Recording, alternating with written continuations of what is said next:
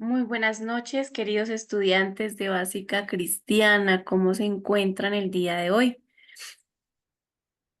Buenas noches, Dios le bendiga muy bien, gracias a Dios. Buenas noches, muy bien, gracias a Dios. Me alegra mucho. Buenas noches. eh, Vamos a seguir en este módulo, nociones fundamentales sobre profetismo, una comunidad de profetas. Hoy el padre Lino Salazar nos va a compartir el tema 4, mensajeros de Yahvé. Entonces, vamos a iniciar este encuentro en el nombre del Padre, del Hijo y del Espíritu Santo. Amén. Vamos a pedirle al Amén. Espíritu Santo que nos acompañe en esta noche, en este encuentro, en el cual vamos a meditar, a reflexionar sobre algunos de los profetas que el Señor inspiró, que les dio esa sabiduría para plasmar en unos escritos y que vamos a aprender de ellos. Vamos a invocar la presencia del Espíritu Santo.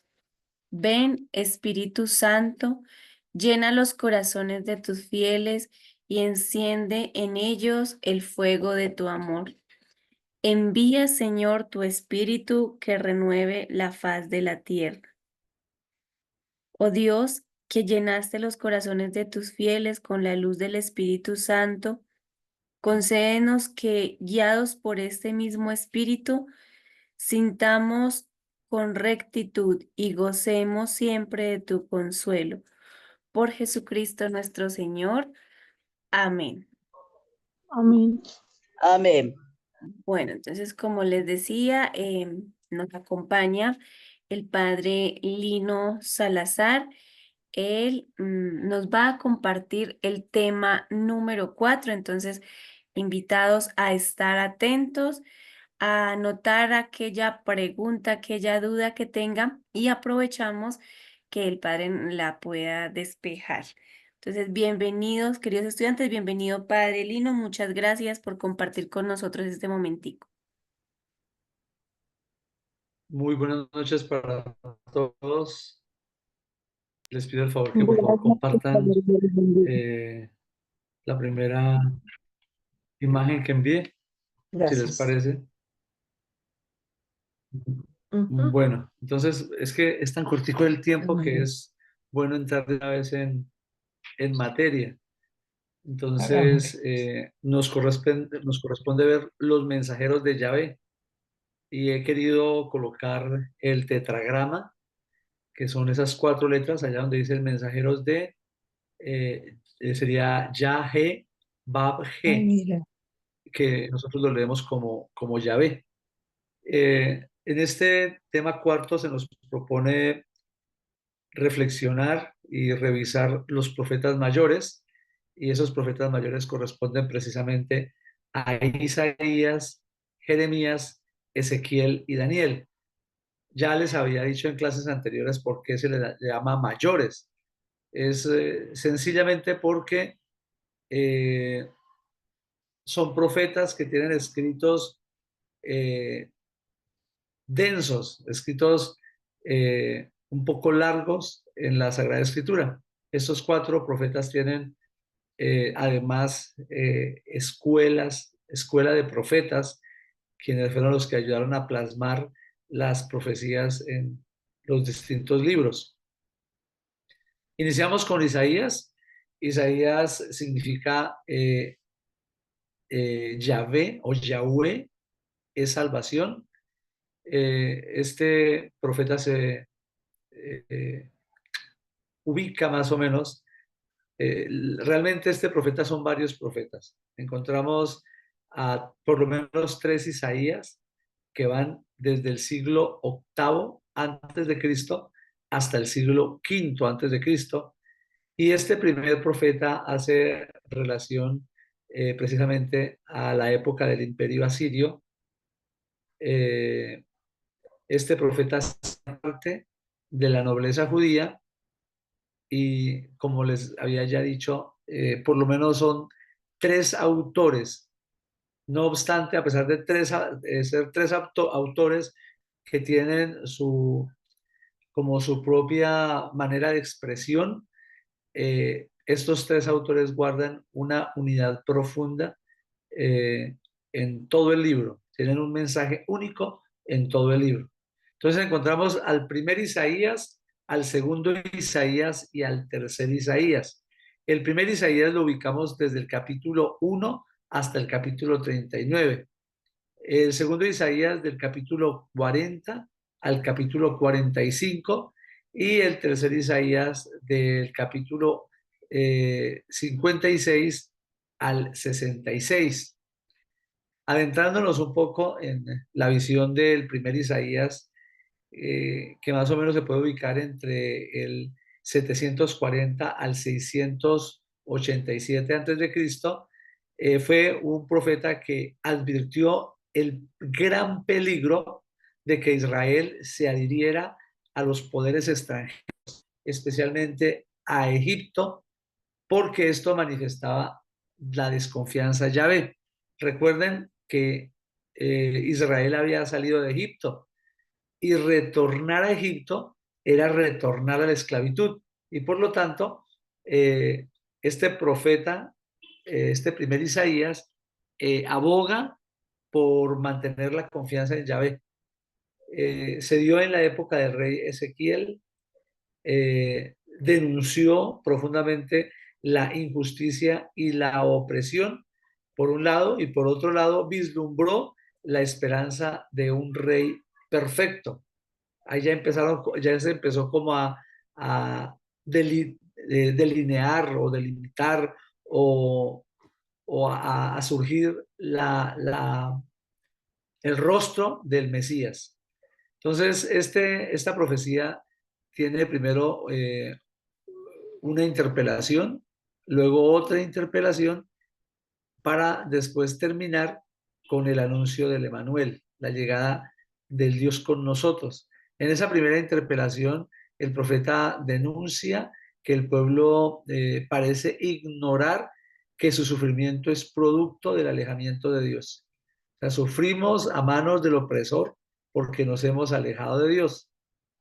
Y llama abominación a Jerusalén, al rey y a sus habitantes, incluso a sus sacerdotes, que los llama como Sodoma y Gomorra, por esa injusticia y opresión que necesita una profunda conversión.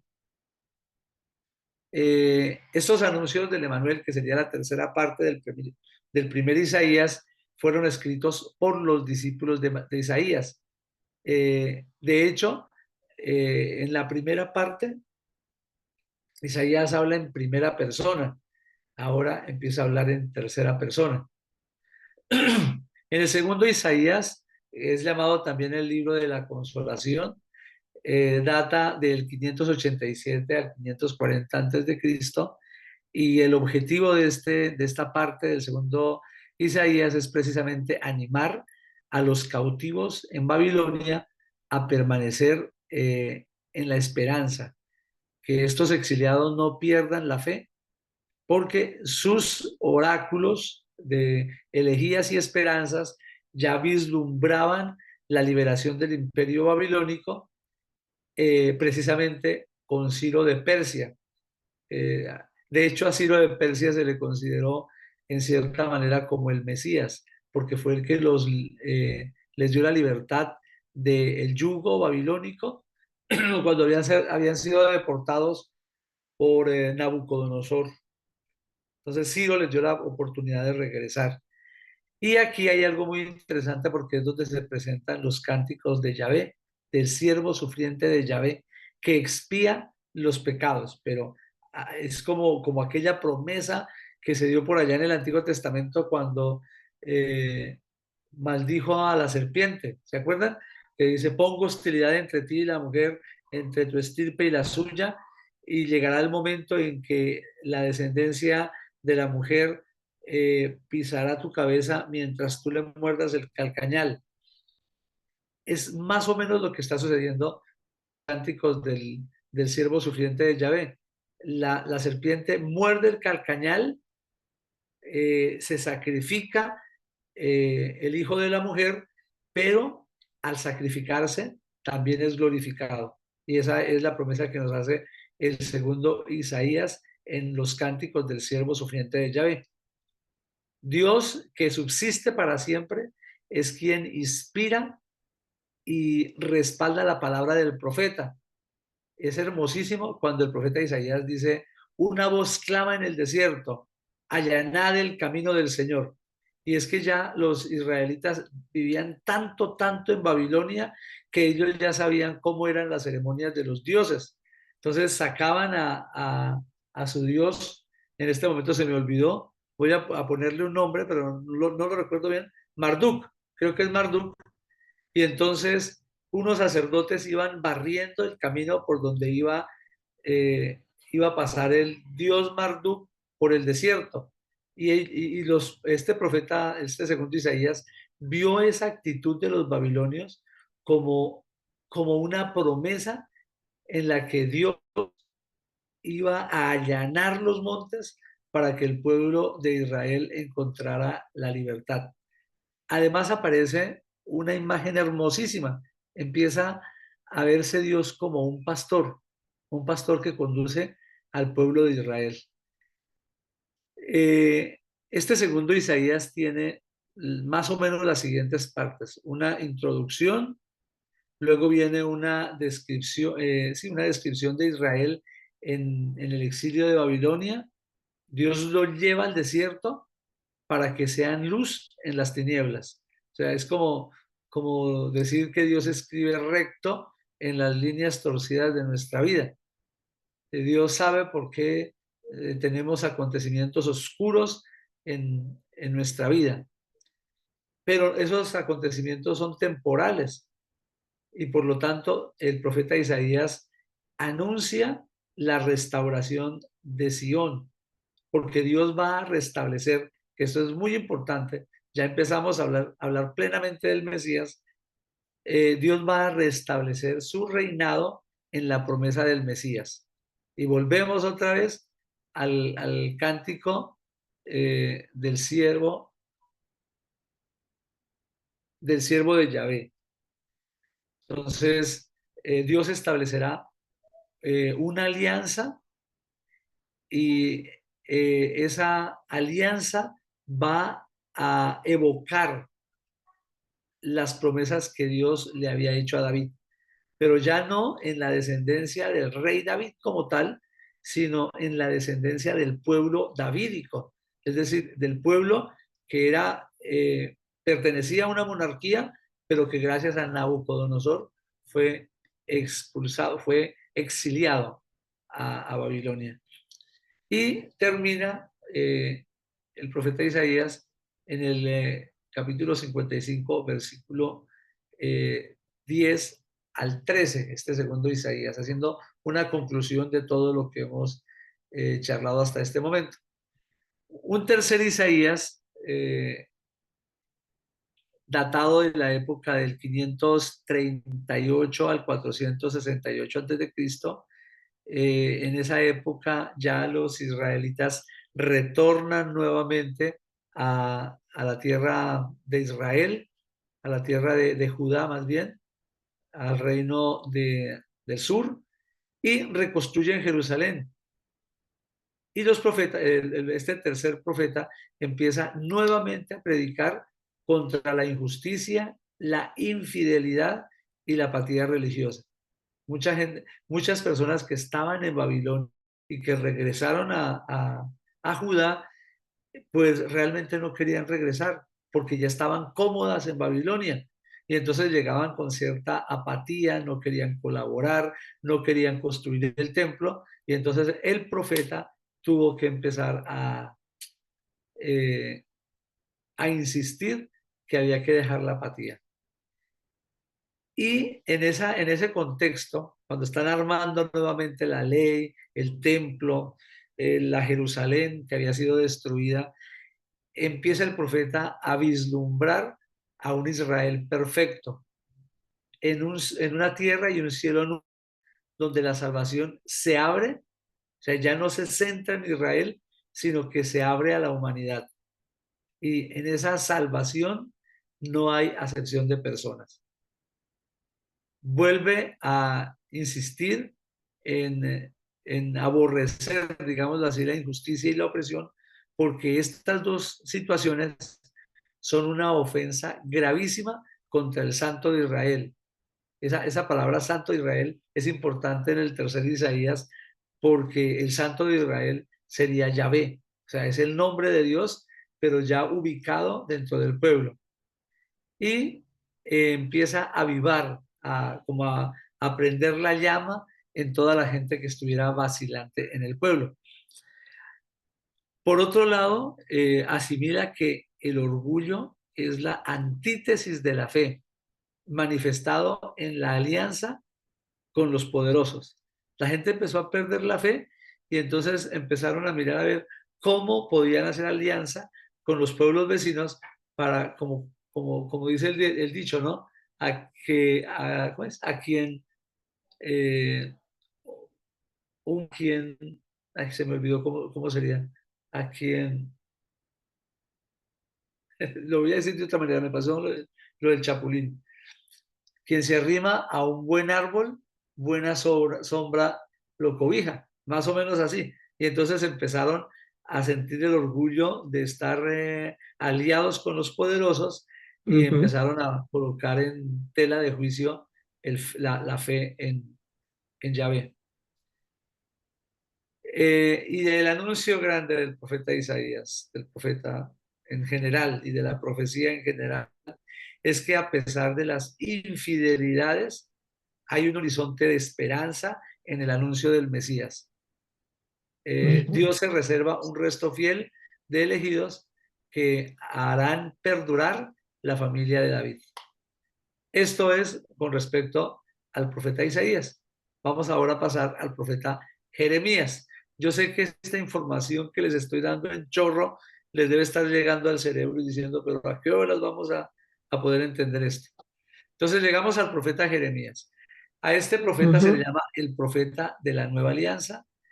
Es un profeta que destruye y edifica. Es un profeta tímido y violento.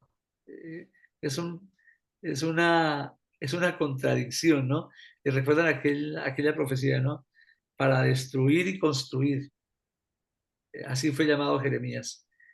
El autor de este libro es evidentemente Jeremías, pero hay que tener en cuenta que él tenía unos escribas llegados de Babilonia en la reforma de Josías, que se llamaban deuteronomistas. Estos escritores deuteronomistas ayudaron a escribir el libro junto con la redacción de Baruch, que era el secretario de Jeremías, y más o menos entre los años 626 al 538 a.C.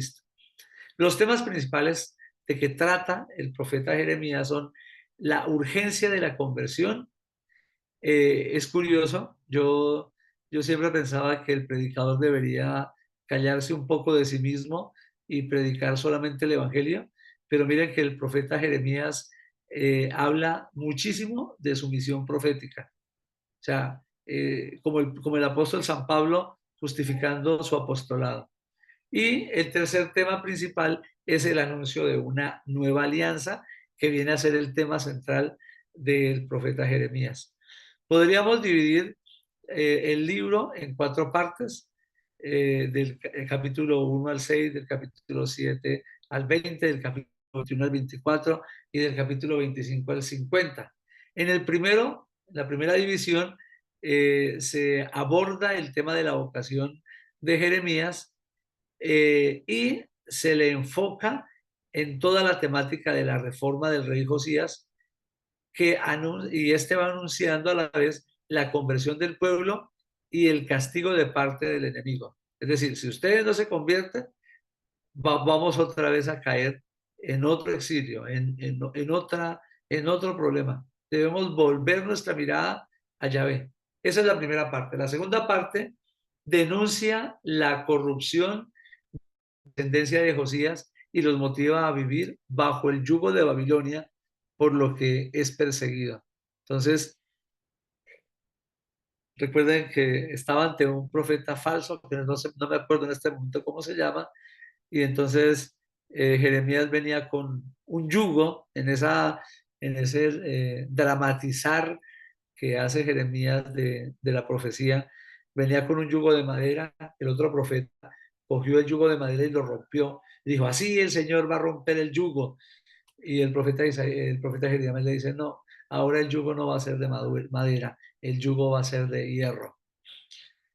En la tercera parte, hace una denuncia al rey, pero no solamente al rey, es decir, al poder político, sino también al poder religioso, a los sacerdotes y sobre todo a los falsos profetas, de engañar y no guiar al pueblo hacia Dios. Esto le conlleva a Jeremías muchísimas persecuciones y sobre todo la cárcel.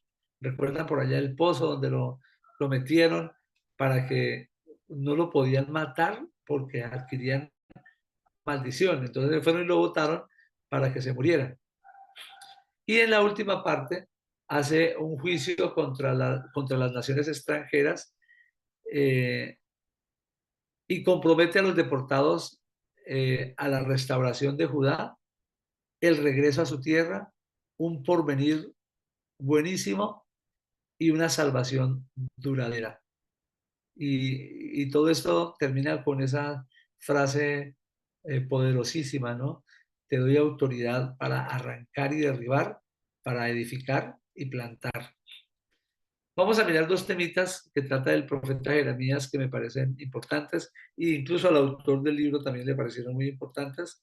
Es el anuncio de una nueva alianza, y es que después de la destrucción viene la restauración, que se da por la fidelidad de un resto a la ley y la fidelidad de Dios mismo. Es decir, una nueva alianza donde dos fidelidades se tocan, se chocan, se topan. La fidelidad de Israel, pero un resto, no son todos, es un pequeño resto, una semilla.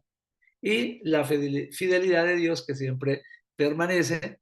Y esta es ratificada a través de un pacto nuevo que será sellado ya no en documentos jurídicos, en leyes, sino que será sellado en el corazón del ser humano y va a durar para siempre. Dios es el que tiene la iniciativa del perdón, mientras que el pueblo debe permanecer responsable y fiel a Dios, ya que la ley no es exterior, como les decía, ya no está en documentos jurídicos, sino que está al interior del ser humano. Este es el tema central del profeta Jeremías. Pero ¿cuál es el mensaje del profeta Jeremías? El profeta Jeremías vive carnalmente, en su carne, en lo más profundo de su ser, el drama del contacto y la fidelidad absoluta a Dios. Entonces, eso le acarrea muchísimos problemas. Eso se llama coherencia. Realmente se llama coherencia. Que yo predique y aplique. Y esto le trae terribles problemas a Jeremías. Además de esa fidelidad y contacto con Dios, también la absoluta solidaridad al pueblo rebelde y desertor, a quien anuncia la catástrofe que le sigue por sus pecados. Su vida hace reflexionar sobre la conciencia del pueblo hacia un nuevo tipo de relación más íntima y personal con Dios. O sea, ya no es la liturgia, ya no es la palabrería, sino realmente relación íntima, íntima con su creador, íntima con su Dios, íntima con su Padre, que está arraizada precisamente en el corazón, que no es una alianza externa. La obediencia a Dios es el culto que Dios espera en cuanto al respeto, sobre todo a la justicia que se le debe dar a la viuda y al pobre. En este momento podríamos hablar de la gente marginada, el respeto y el derecho a la gente que nosotros consideramos que están fuera, que están marginados, que viven a la margen de nuestra sociedad. Esto corresponde al profeta Jeremías. Vamos ahora a mirar al profeta Ezequiel. Entonces, el profeta Ezequiel es el profeta de las visiones y el compromiso personal.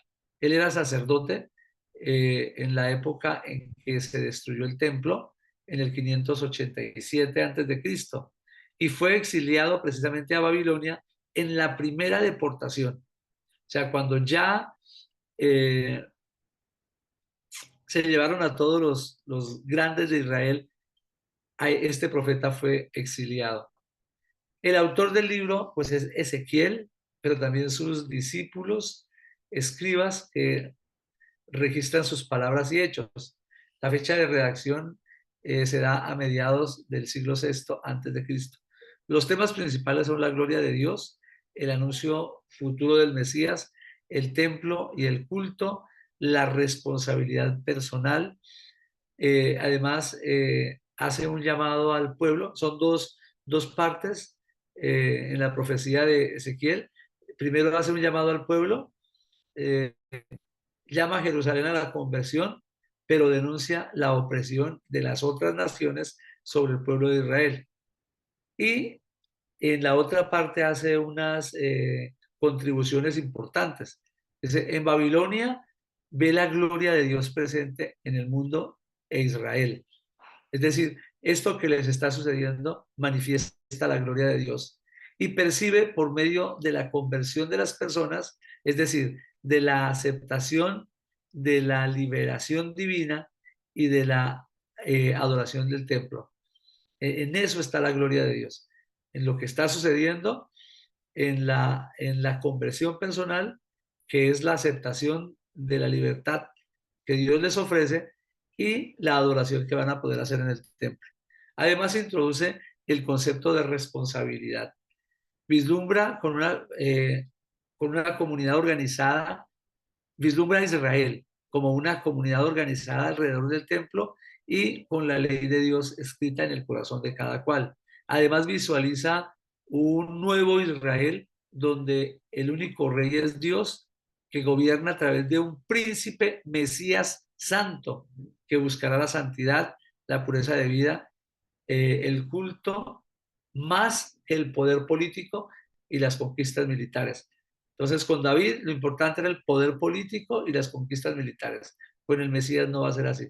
Lo más importante será la santidad, la pureza de vida y nada más. El culto vacío no va a ser importante.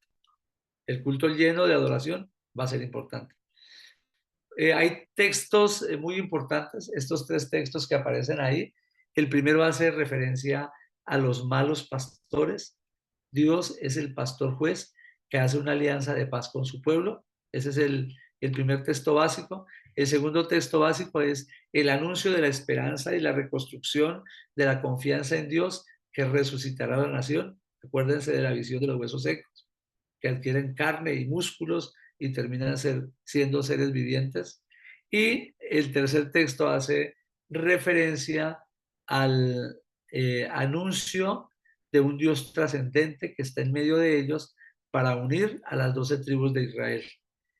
Hay varios mensajes que nos trae el profeta Ezequiel. El primero es que es el dinamismo de la palabra que interpreta la historia para recrearla. En este sentido, las otras partes que aparecen ahí vienen de ese primer enunciado. Este dinamismo es la acción divina que en medio del sufrimiento merecido son un don que resucita. Condensa el Apocalipsis de Ezequiel con su profecía de ruina y reconstrucción, que vislumbra el nuevo reino del Señor, en el cual Israel será renovado y reconociendo con gozo a su Señor en Jerusalén. Acuérdense que esas 2 cosas son muy importantes para Ezequiel.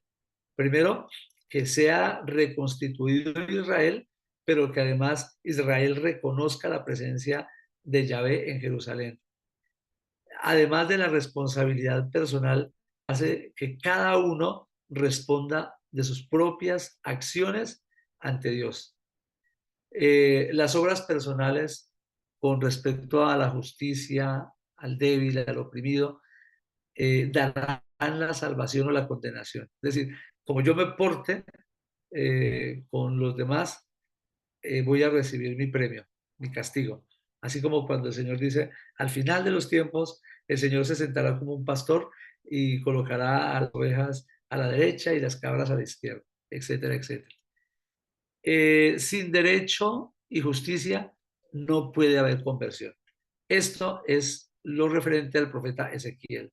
El profeta Daniel significa Dios es mi juez. Se da en la época de finales del imperio persa y de las persecuciones religiosas de Antíoco, que hace referencia al imperio griego, por el cual infunde ánimo y esperanza por medio de un mensaje ficticio. Yo de pronto le cambiaría un poco ahí, diría más bien fantasioso, bajo el género apocalíptico. El autor es un pseudo Daniel. ¿Eso qué quiere decir? Buscaban un personaje muy importante de la época y nombraban al autor del libro de la profecía con el nombre de ese personaje muy importante. Y es curioso porque es una obra trilingüe, maneja el hebreo, el arameo y el griego. Los temas más importantes son el drama de la historia, que es una sucesión de imperios. A un imperio le sucede otro. Primero estuvieron los babilonios, luego los persas, luego los griegos, luego los romanos, etcétera, etcétera. La sucesión de imperios. La historia está gobernada por Dios, no por los protagonistas, que creemos que son los soberanos y los emperadores. Esos son pasajeros. Aquí el que gobierna es Dios. Eh,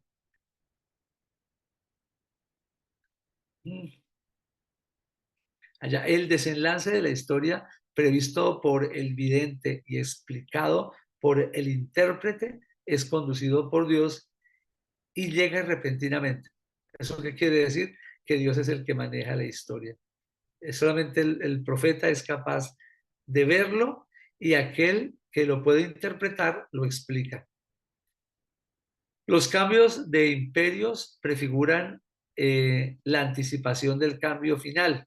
Ese cambio final está descrito, es anunciado sin ser descrito.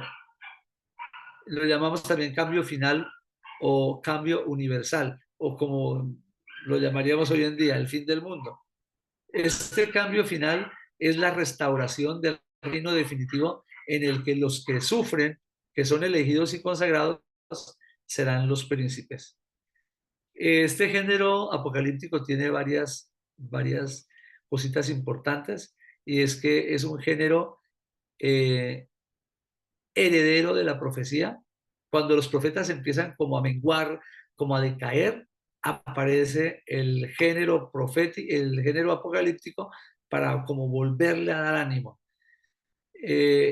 Surge también en momentos de crisis y trae sobre todo pues un mensaje de esperanza, ya que la tribulación es pasajera y presenta la visión actualizada de una profecía. Utiliza varios recursos, el recurso de la ficción narrativa y la alegoría, que se ve el pasado,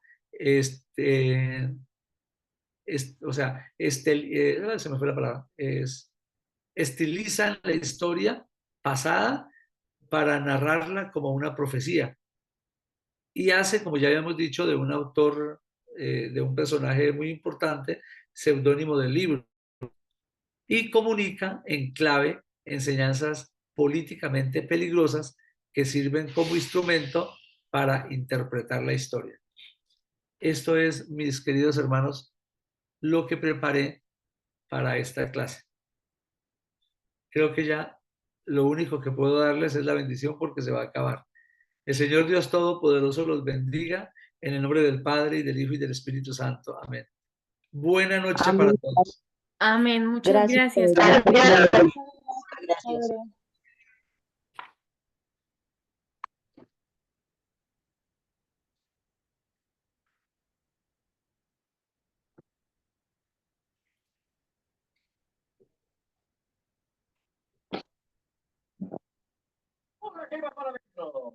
Buen lanzamiento, excelente cabezazo, pierde la posición José Álvarez y responde Luisa como había hecho en anteriores partidos. Una pelota difícil, esos balones